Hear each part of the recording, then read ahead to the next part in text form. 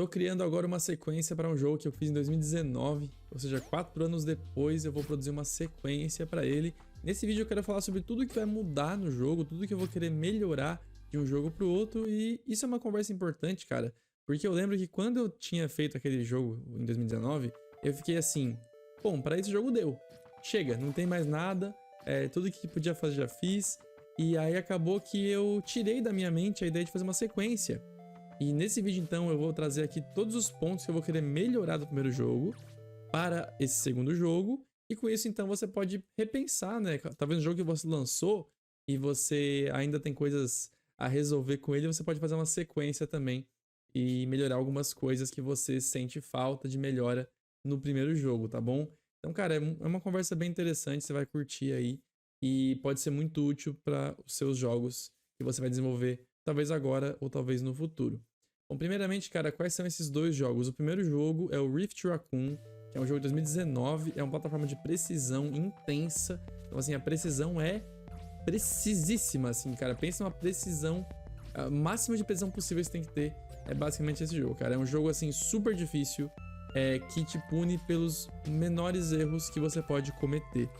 É aquele tipo de jogo que você leva um dano, você morre. Então, basicamente, você não pode cometer erros. Se você quiser passar por uma sessão do jogo, você tem que conseguir passar de fato. Não tem essa de você levar um dano e sair piscando psicodelicamente, né? Quando o bonequinho fica invencível, ele fica piscando.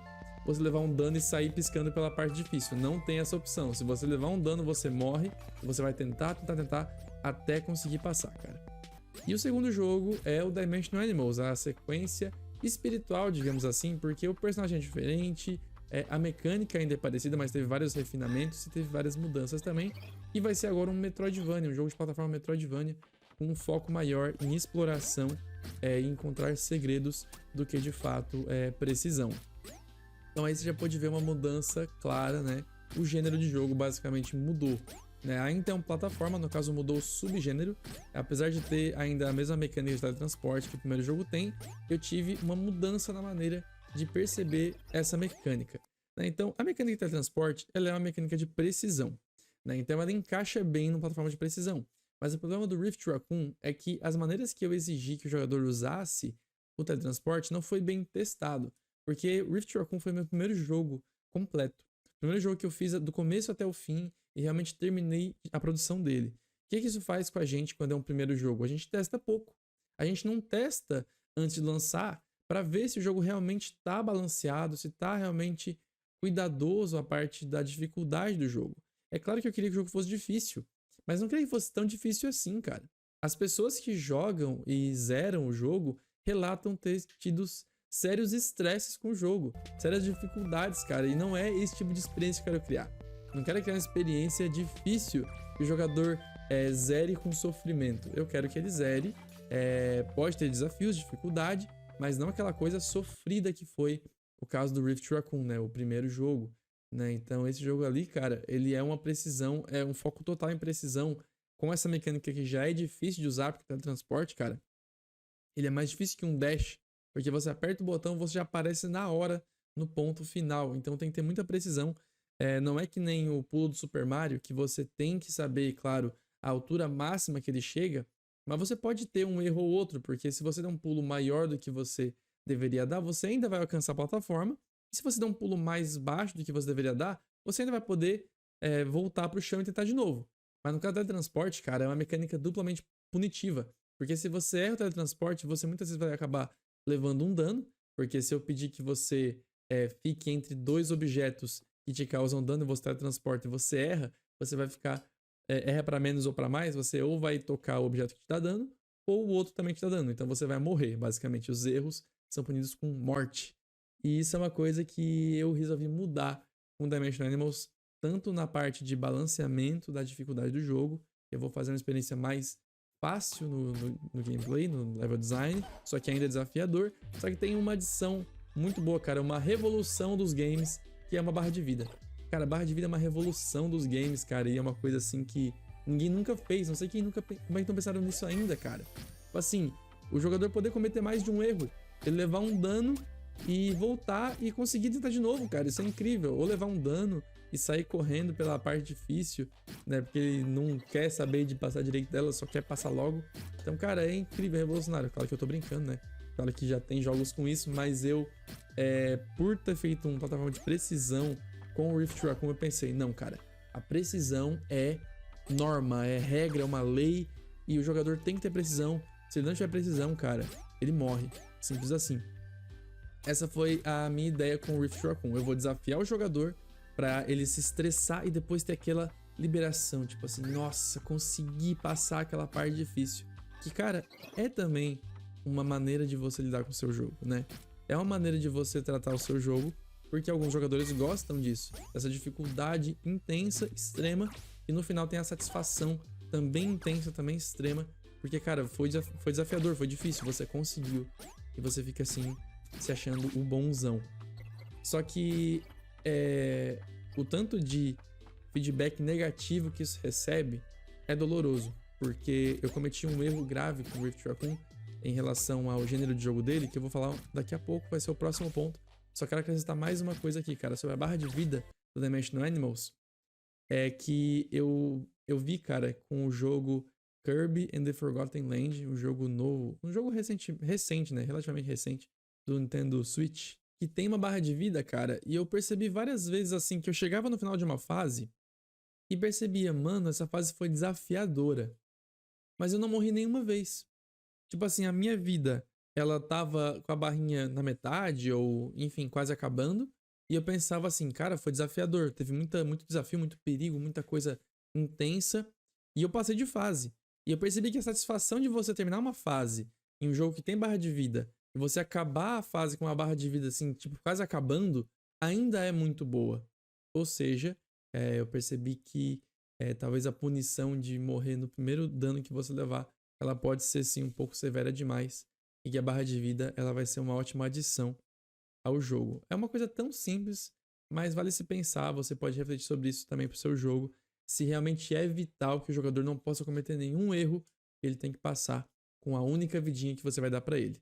Então, cara, como eu falei também, Dimension Animals é uma Metroidvania, né? Então agora, como o jogo vai sair desse lado super difícil, impossível de precisão e exigência de precisão, eu resolvi mudar de gênero para diferenciar um pouco as coisas, não seguir agora a fase 1, fase 2, fase 3, fase 4. Agora a Metroidvania, que é uma grande fase que os jogadores exploram à vontade e tem que achar o caminho correto, e podem explorar caminhos secretos também, que só dão recompensas, que não são caminhos secretos que vão dar...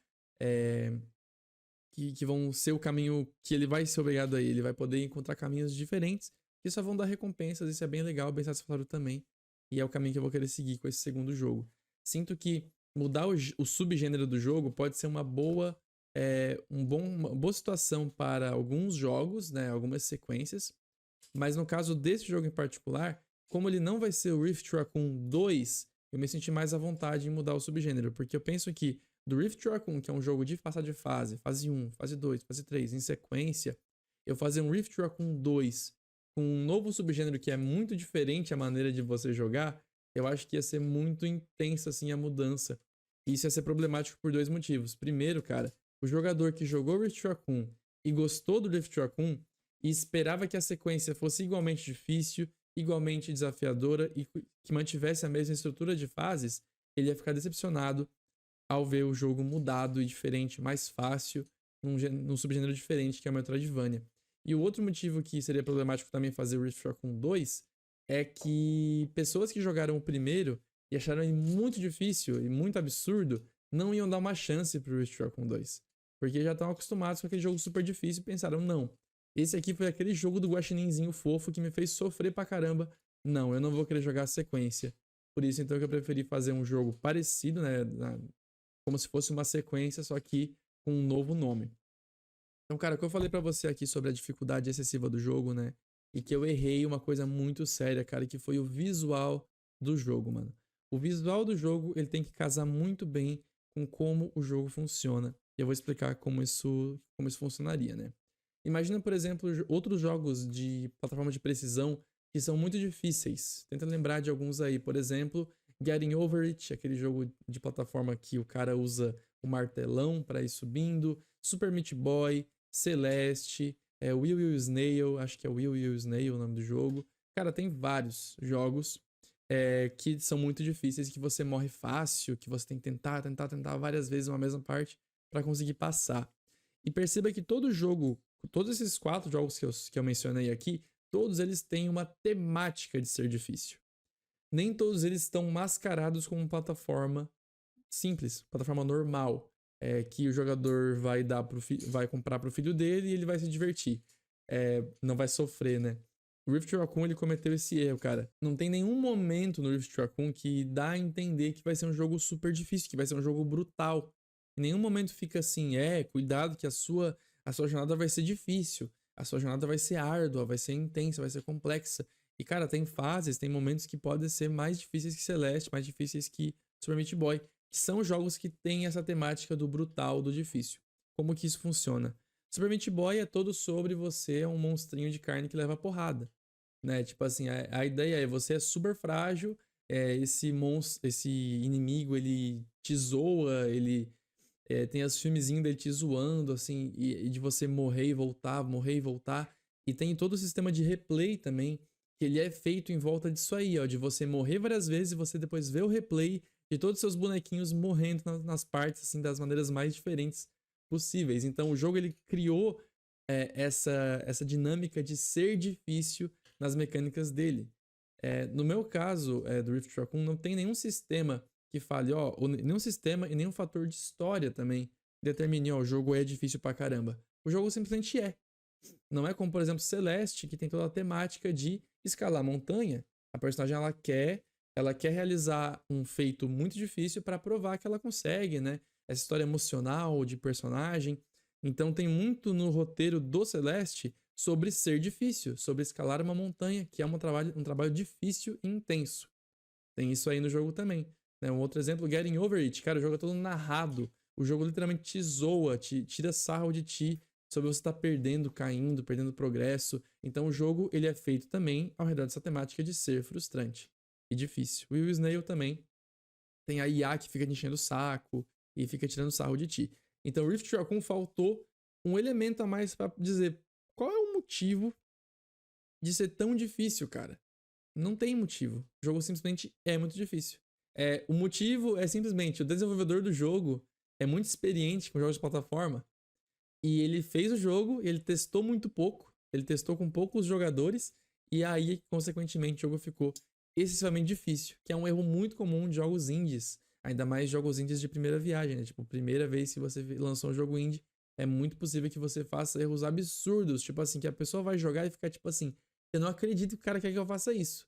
Mas o desenvolvedor testou centenas de vezes a mesma parte, é claro que ele consegue facilmente jogar. E ele não testou apropriadamente o jogo e acabou lançando difícil demais.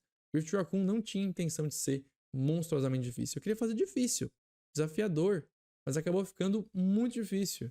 Pela mecânica diferentona e por eu ter testado com pouca frequência o jogo. E aí, agora com Dimensional Animals, é mais uma mudança que eu vou fazer, cara. O visual, ele tá de acordo com o game. Ele tem um visual, jogo de plataforma, que você vai jogar. Ele tem ali um visual que pega um pouco do clássico, por ser pixel art. Então você já remete um pouco para jogos um pouco mais difíceis, como eram os de Super Nintendo e tudo mais. Só que não tem essa coisa do impossível, tem essa modernização, tem bastante checkpoint te cura, você tem vida infinita, você morre, você volta pro checkpoint, não tem essa de você ter créditos. Então assim, ele tá com uma dificuldade mais adequada ao visual dele. Então, e também tem a música mais adequada, é uma outra coisa que também Rift Raccoon pecou. Vou falar um pouco sobre isso na próxima etapa, mas enfim. Agora o visual do jogo, ele tá mais adequado com a dificuldade dele. Você não tem esses desafios intensos, absurdos de precisão, e o visual tá de acordo, a história tá de acordo.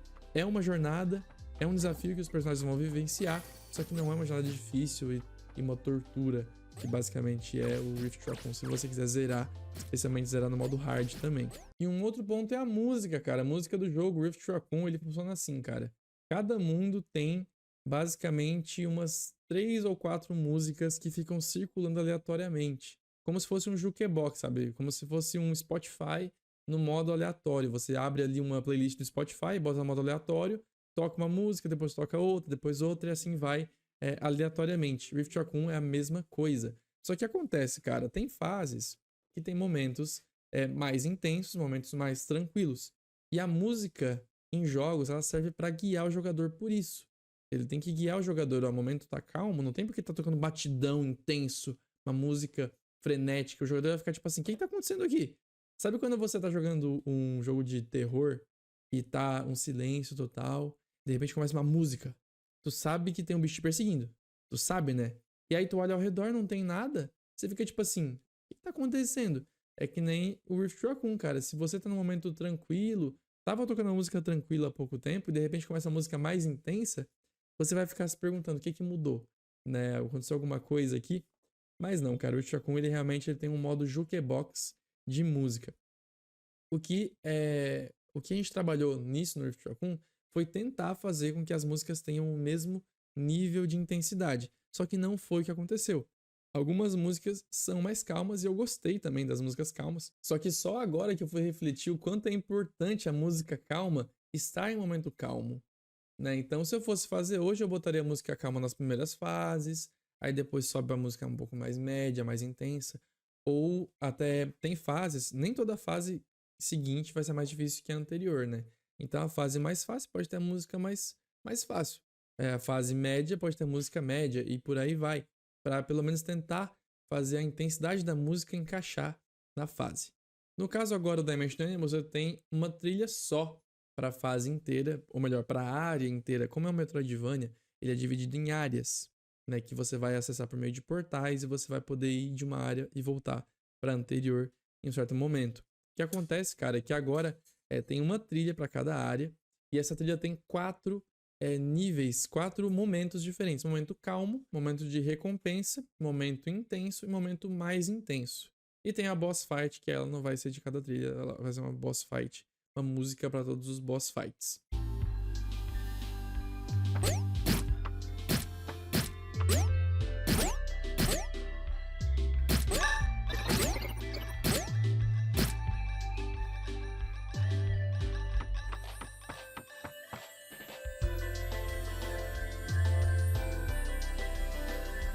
Então, música calma, é claro, né? Você tá só andando por aí, só dando uns pulinhos, sem muito perigo, você tá na música calma. Tem algum inimigo, tem outro inimigo, tem um espinho pra te pegar? Música média intensidade. Você chegou numa recompensa, um item secreto você encontrou, toca a música de recompensa. Só que essa música, ela é só uma adição e subtração de instrumentos. Tem a trilha padrão, que fica tocando, as 4 músicas têm 2 minutos cada uma, e quando você sai de uma área calma, por exemplo, e vai para a área média, a música calma baixa e a música média sobe no mesmo momento, no mesmo segundo que estava tocando a música anterior, e elas são, assim, iguais no seu ritmo, só que mudam os instrumentos e a forma que a música funciona. Então, assim, essa maneira, agora a música ela vai guiar também o sentimento que o jogador vai estar tendo do momento, né? Então, você tem muito espinho, muito perigo e tal, música mais intensa. Se eu finalmente cheguei numa recompensa, cheguei no final de uma área difícil, música de recompensa, que é uma música assim mais celestial, mais alegre, assim, mais feliz de um jeito assim de recompensa, de você receber alguma coisa, né, cara? Então, assim, essa mudança também foi bem importante para essa sequência, cara. Uma outra coisa aqui pra falar, cara, é como assim uma sequência que não tem o nome 2, né? Tipo assim, Rift Raccoon 2, Rift Raccoon e Dimensional Animals. Por que é uma sequência afinal, né? Eu considero como uma sequência porque o código-fonte do Rift Raccoon eu tô usando pro Dimensional Animals, então eu realmente fiz um Ctrl+C, Ctrl+V do arquivo fonte da Game Engine, que é o Construct 3 que eu tô usando, e passei agora a usar como Dimensional Animals, mas claro, fazendo todos os ajustes que eu quero fazer para a dificuldade ficar mais refinada e também, claro, um jogo novo tem level design novo, personagens novos, inimigos, mecânicas novas, e é isso que vai ser trabalhado agora, né? É um jogo novo, afinal, que usa a mesma base do outro e por isso que é uma sequência, eu considero uma sequência, né? Até porque nem toda sequência segue a história, né? A gente vai ter o mesmo Guaxinim como personagem jogável, só que ele não vai ser o centro do jogo, o centro ainda tá mais no cachorro, né? E no fim vai ser todos os bichinhos, na verdade. Só que assim, tendo uma estrutura diferente de level design, como eu falei antes, né, cara? Eu não me sinto confiante de botar Rift Raccoon 2, porque isso podia afastar alguns e atrair outros que poderiam ficar decepcionados por não ser um jogo difícil quanto o outro. Eu falei no começo que eu tava preocupado, né, em fazer uma sequência pro Rift Raccoon, porque eu não queria fazer mais um jogo torturoso, torturante de pessoas, né, que fosse super difícil. Se você quiser testar, o Rift Raccoon tá na Steam, ele tá num preço muito baixo, então você pode comprar e ver por si só se você acha difícil, como todo mundo fala que ele é. Né? Eu tava preocupado em trazer isso de volta, mas aí eu percebi, cara, Dimension Animals é a minha chance de me redimir. Eu posso fazer um jogo com uma dificuldade balanceada agora. E é isso que eu vou fazer com Dimension Animals. Eu vou criar uma sequência do Rift Raccoon que tem a mesma mecânica, que tem mecânicas novas, tem uma fase diferente, tem uma estrutura diferente e vai ser com uma dificuldade balanceada. Vai ser basicamente o que eu gostaria que o Rift Raccoon tivesse sido naquela estrutura de fases, né? Fase 1, fase 2, fase 3. Só que agora, né, com mais uma edição diferente ainda, que vai ser o formato Metroidvania no jogo, né? Então é sim uma sequência, só não é uma sequência tipo número 2, porque basicamente não segue a história e não tem ainda aquela mesma estrutura de level design difícil, intenso, de precisão absurda, assim. Por isso, então, que eu tenho uma sequência com um nome diferente. E, cara, espero que vocês tenham gostado desse vídeo, que foi um tema aqui diferente, eu queria falar sobre isso com vocês aqui. Esse tema de sequência de jogo, que é uma coisa, assim, que você pode ter tirado alguma coisa boa, alguma ideia pro seu próximo jogo, ou se você tá agora mesmo fazendo uma sequência, cara, que tal parar um pouco e refletir, né? Quais partes do seu jogo, do primeiro jogo, você deve trazer consigo e quais partes tem que tirar, tem que botar de lado, porque é melhor você ter uma mudança, né? Porque o jogo 2, ele tem que ser melhor, na minha opinião, ele tem que ser melhor, né? Porque você teve o primeiro para aprender. Agora o 2 tem que ser melhor. Claro que não é sempre o caso, né? Muitas sequências de jogos não são melhores que os anteriores. Só que aqui a minha intenção é fazer melhor e penso que você deve ter a mesma intenção quando fizer uma sequência.